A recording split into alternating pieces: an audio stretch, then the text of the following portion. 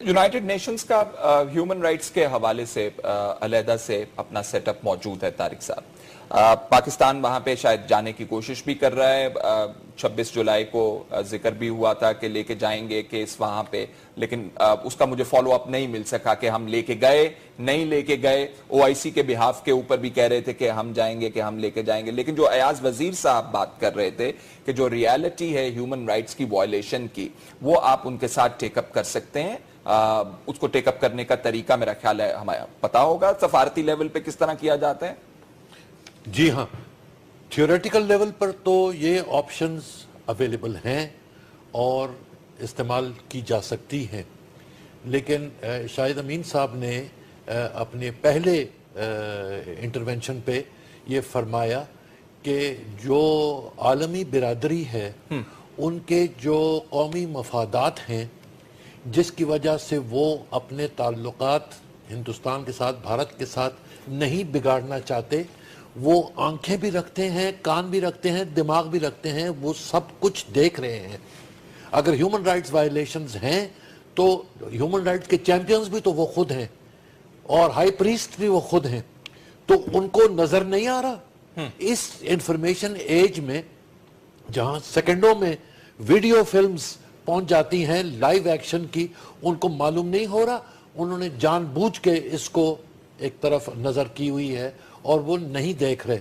तो जिस out of the box solution की मैं इशारा कर रहा था, मेरा ख्याल ये था कि अगर आलमी बिरादरी का रुझान और टिल्ट भारत की तरफ है, वो क्यों है कि भारत में अनटोल्ड इकोनॉमिक और कमर्शियल बेनिफिट्स उनको नजर आती हैं जिसको वो हिलाना नहीं चाहते, मिलिट्री बेनिफिट्स नजर आती हैं जिसको वो हिलाना नहीं चाहते, पॉलिटिकल बेनिफिट्स नजर आती हैं जिसको वो बिगाड़ना नहीं चाहते। तो फिर हम क्या करें?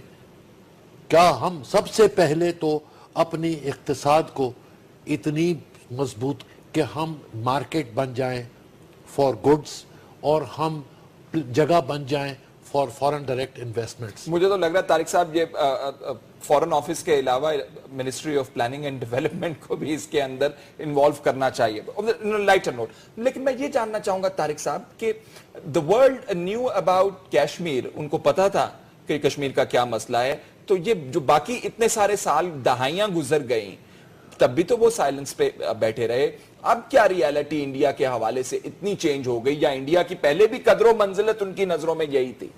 जी, पहले तो इंडिया सोवियत यूनियन के कैंप में था, वहाँ से निकला 1992 में और अपनी मार्केट इकोनॉमी को अडॉप्ट किया एज द नेशनल इकोनॉमी, जिसकी वजह से उनकी इकोनॉमिक इम्प्रूवमेंट बेइंतहा हुई फ्रॉम 1992 ऑनवर्ड्स अप टिल 2016 और शक्ल बदल गई हिंदुस्तान की। तो उस बदलने के साथ वेस्ट जो है अपनी ऑप्शंस देख रहा है और उन्होंने तो एक रेस लगाई हुई है, एक दूसरे के साथ कुश्ती कर रहे हैं कि पहले कौन घुसे और कौन मेजर चंक जो है पकड़े। तो उसके साथ हिंदुस्तान जो है अब खेल रहा है उनके साथ। इसको दिया, इसको थोड़ा सा पुश बैक किया, फिर इसको लिया, इसको थोड़ा सा पुश बैक किया। सबको इतनी इंटेंस कंपटीशन और राइवलरी में डाला हुआ है कि वो सब जो है उस केक का हिस्सा हिंदुस्तान के कंट्रोल में, वो उस केक का हिस्सा वसूल कर रहे हैं। हम क्या है, हमारे पास कौन आ रहा है? हमारे पास बिजली नहीं है, हमारी इक्तिसाद की ग्रोथ ऑलमोस्ट ना होने के बराबर है। हम दूसरी जो स्कैंडल्स इस वक्त पाकिस्तान में, ये दुनिया नहीं सुन रही, दुनिया नहीं देख रही। क्या इसका इम्पैक्ट है? क्यों नहीं जी, जब कोई अगर पैसा आके लगाए या इन्वेस्ट करे और उसको पता चले कि इस पैसे में से कोई निकाल के ले जाएगा, तो वो क्या क्यों लगाएगा? ठीक, ये हमें तमाम चीजें दूर करनी है पाकिस्तान से। जो अयाज साहब, अगर इस पाकिस्तान के साथ मोहब्बत है तो ये काम करने होंगे, अगर अपनी जात के साथ मोहब्बत है तो फिर चलते जाइए जैसे चल रहे। तारिक साहब, वो तो हमने उसका तो हम देख रहे हैं रोजाना की बुनियाद के ऊपर जो आप बात कर रहे हैं कि पाकिस्तान के अंदर अगर हालात ठीक करना मकसूद हैं, पनामा के हवाले से बहुत ज्यादा बहस हो रही है, पब्लिक मूवमेंट की बात हो रही है, लेकिन कोई टस से मस नहीं हो रहा उस मामले के ऊपर। वो जू का तू आप कह रहे हैं कि सफारती सतह तक उसकी रिपरकशंस जो हैं या फॉलो आउट जो है वो हो सकता है जो पाकिस्तान के अंदर हो रहा है, ये कह रहे हैं आप? जो अवाम वोट देती है हुकूमतों को حکومتوں کو اقتدار پہ پہنچاتی ہے اس عوام کو ان باتوں کی سمجھ نہیں ہے. صرف 5 سال میں ایک دفعہ ان کو کہا جاتا ہے آؤ ووٹ ڈالو, اور ڈھول بجتے ہیں اور جھنڈیاں لگتی ہیں اور پوسٹرز لگتے ہیں, ووٹ ڈال کے چلے جاتے ہیں, اور وہی عوام پٹتے رہتے ہیں 5 سال کے لیے. پھر الیکشن سے تھوڑا پہلے آ کے ان کو خوش کیا جاتا ہے اور پھر اپنا ووٹ لے کے چلے جاتے ہیں. جو سمجھتے ہیں ان کے نمبرز اتنے نہیں ہیں کہ وہ کوئی میننگ فل چینج لا سکیں. اس لیے پاکستان میں فی الحال چینج کا فیصلہ نہیں ہوا. انٹرنلی پاکستان کے عوام نے اکثریت میں یہ فیصلہ کرنا ہے کہ بس بہت ہو گئی, اب بہتری کی طرف جانا ہے ہم نے. ٹھیک, جب سیاسی پارٹیوں کو دیکھتے ہیں آپ تو وہ بھی الیکٹیبلز کی ریس میں لگے ہوتے ہیں, اور الیکٹیبلز وہی چہرے ہوتے ہیں جو ایک پارٹی سے نکل کے دوسری سے نکل کے تیسری, ان کا کام ہی یہ ہوتا ہے. ایاز صاحب جو بات کر رہے ہیں طارق عزیز الدین صاحب, وہ پاکستان کی صورتحال کی بات کر رہے ہیں, پاکستان کی معیشت کی بات کر رہے ہیں, پاکستان کی سیاست کی بات کر رہے ہیں, اور پاکستان کی سیاست کے اندر کرپشن کی بات کر رہے ہیں. جب آپ کے پاس ٹانگیں ہی نہیں ہوں گی کھڑے ہونے کے لیے تو پھر آپ دنیا سے کیا کہہ رہے ہوں گے ایاز صاحب؟ دیکھیے, میں مانتا ہوں ہماری کمزوریاں ہیں, لیکن ہمیں فوکس اگر کشمیر پہ رکھنا ہے جی تو پھر اسی تناظر میں دیکھنا پڑے گا. ہندوستان کے اندر بھی یہ باتیں ہوئی تھی, اگر یاد ہو راجیو گاندھی کے اوپر بہت سیریس الزامات تھے کہ اس نے بھی بتحاشا پیسے بنائے تھے, لیکن بہرحال ہر ملک میں اس طرح ہوتا ہے. لیکن ہمارے ہاں بدقسمتی یہ ہے کہ اکاؤنٹیبلٹی کچھ ذرا زیادہ ہی ڈھیلی ہے, کسی کی ابھی تک ہوئی نہیں ہے, تو اس مرتبہ شاید کچھ زیادہ ہی ہے.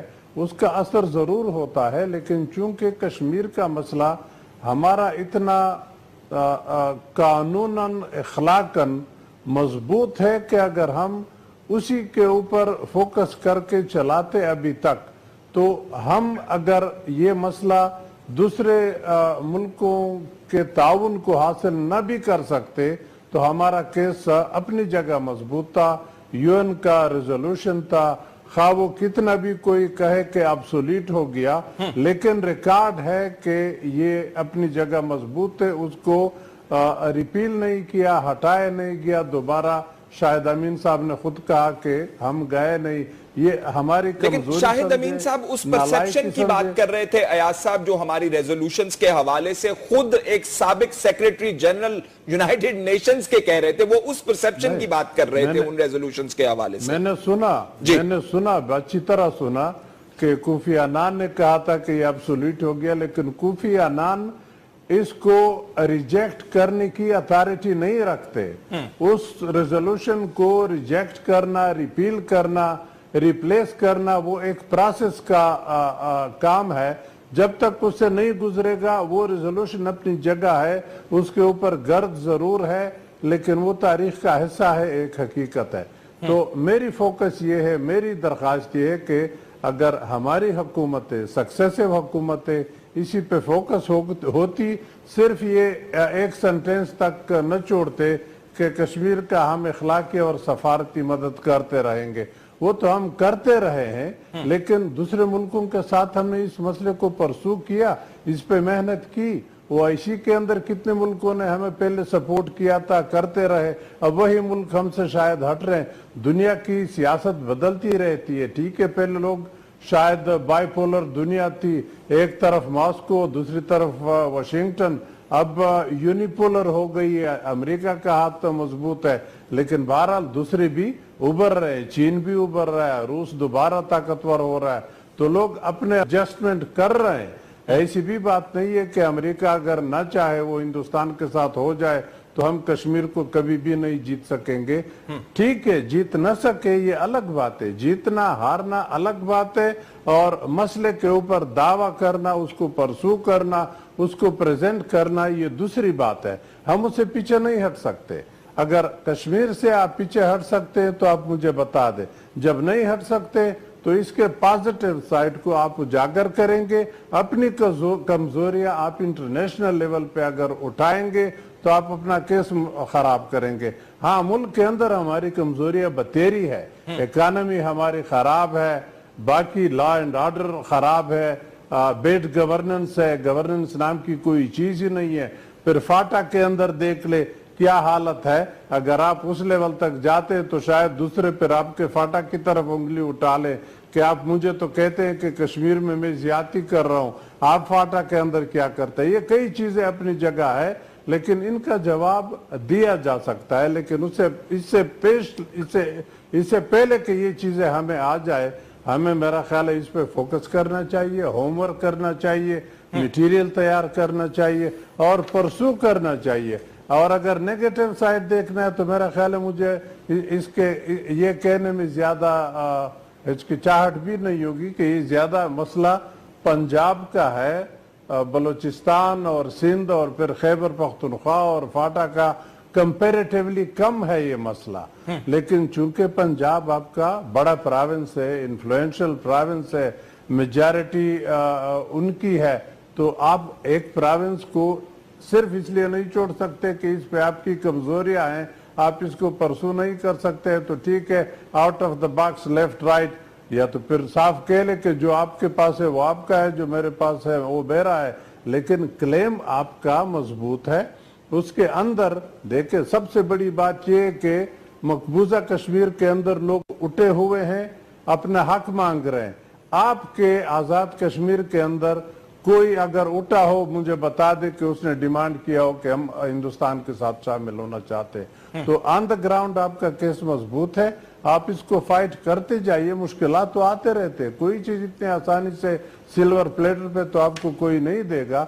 आप केस लड़ेंगे, बायलेटरली भी लड़ेंगे, मल्टीलेटरली भी लड़ेंगे, इंटरनेशनली भी लड़ेंगे, तो शायद कहीं आपका ये ऊंट किसी करवट बैठने को आपको मिल जाए।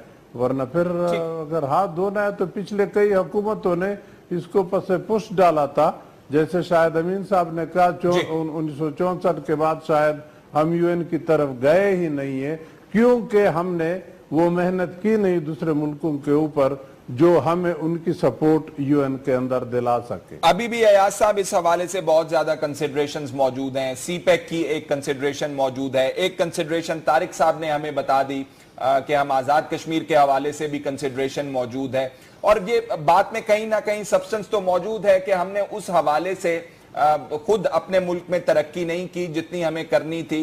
इंडिया इज हेड, कोई ये सब बात मानते हैं, इंटरनेशनल कम्युनिटी भी मानती है, तो पाकिस्तान ने भी कोई ऐसा खास काम नहीं कर दिखाया जिससे उसका तशख़्ख़ुस जो है वो मजीद उभरा हो, जिससे उसकी इक्तसादियात जो हैं वो मजीद मजबूत हुई हो। ऐसा काम पाकिस्तान के अंदर हमने किया नहीं, हमारे जो नंबर्स हैं वो नीचे ही जाते रहे हैं, जिस वजह से हमें नुकसान हुआ, फायदा कोई नहीं हुआ।